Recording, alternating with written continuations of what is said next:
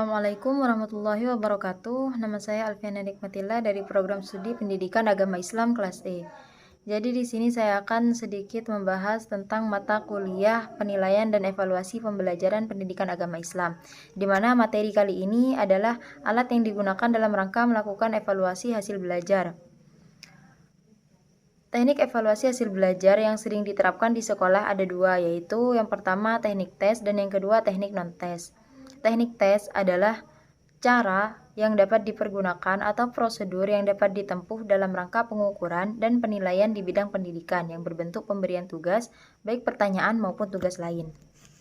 Fungsi tes yang pertama ada sebagai alat pengukur terhadap peserta didik, yang kedua sebagai alat pengukur keberhasilan program pengajaran. Teknik evaluasi hasil belajar atau teknik tes, penggolongan tes berdasarkan fungsi. Yang pertama, tes seleksi atau ujian seringan atau ujian masuk.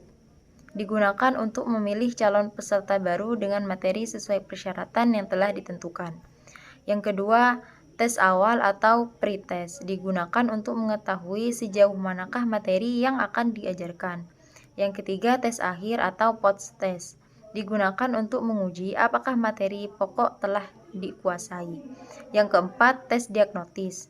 Tes yang dilaksanakan untuk menentukan tingkat kesulitan yang dihadapi peserta didik. Yang kelima, tes formatif. Tes yang dilaksanakan untuk mengetahui apakah peserta didik telah terbentuk sesuai tujuannya. Yang keenam, ada tes sumatif. Tes yang dilaksanakan setelah sekumpulan satuan program pengajaran selesai diberikan. Teknik evaluasi hasil belajar atau teknik tes. Yang pertama, tes intelijensi. Ini yang disebut tes yang dilaksanakan untuk mengungkap kecerdasan seseorang. Yang kedua ada tes kemampuan, tes yang dilaksanakan untuk mengungkap kemampuan dasar atau bakat khusus seseorang. Yang ketiga tes sikap, tes yang dilakukan untuk mengungkap kecenderungan seseorang untuk melakukan respon. Yang keempat tes kepribadian, tes yang dilaksanakan untuk mengungkap ciri-ciri khas dari seseorang yang bersifat lahiriah atau gaya bicara, nada suara, cara berpakaian, dan sebagainya. Yang kelima, tes hasil belajar atau tes pencapaian. Tes yang dilaksanakan untuk mengungkapkan tingkat pencapaian hasil belajar. Teknik evaluasi hasil belajar, teknik tes, penggolongan tes lain-lain. Yang pertama, tes individual. Tes yang dilaksanakan peserta hanya seseorang terhadap dengan yang memberi tes. Yang kedua, tes kelompok atau grup tes. Tes yang dilaksanakan peserta lebih dari satu orang berhadapan dengan pemberi tes. Kemudian ada penggolongan tes dari segi waktu. Yang pertama ada power test, tes yang dilaksanakan tanpa batasan waktu penyelesaian. Yang kedua ada speed test, tes yang dilaksanakan ada batasan waktu dalam penyelesaiannya. Kemudian ada penggolongan tes dari segi pengajuan pertanyaan. Yang pertama ada tes tertulis atau pencil and paper test, tes yang dilaksanakan dalam mengajukan butir pertanyaan dan jawaban yang dilakukan secara tertulis. Yang kedua ada tes lisan, tes yang dilaksanakan dalam mengajukan butir pertanyaan dan jawaban dilakukan secara lisan.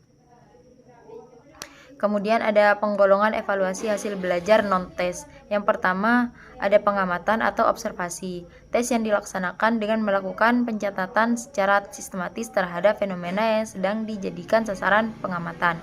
Yang kedua ada wawancara, tes yang dilaksanakan dengan melakukan tanya jawab lisan secara sepihak. Yang ketiga ada angket atau kuesioner, tes yang dilaksanakan dengan menggunakan atau memberikan kumpulan pertanyaan untuk diberikan jawaban baik oleh peserta didik maupun orang tuanya. Yang keempat atau yang terakhir pemeriksaan dokumen, tes yang dilaksanakan dengan mengumpulkan informasi melalui catatan-catatan yang telah tersedia.